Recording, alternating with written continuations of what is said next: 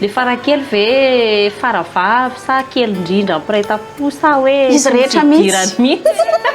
faravavy fa kely indrindra izy rehetra mihitsy sady faravavy ihany kely indrindra no kely ampanetretena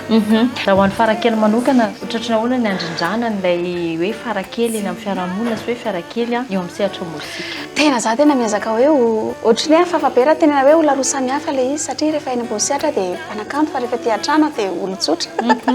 dia tena petraka mihitsy olon-tsotra nareo eny Mahamasina nareo eny Analakely fa tena olon-tsotra arabaky teny mihitsy za mahita hoe tsy zany miova fa le olona mijery dia ny tena mahasarotra le izy amin'izao ty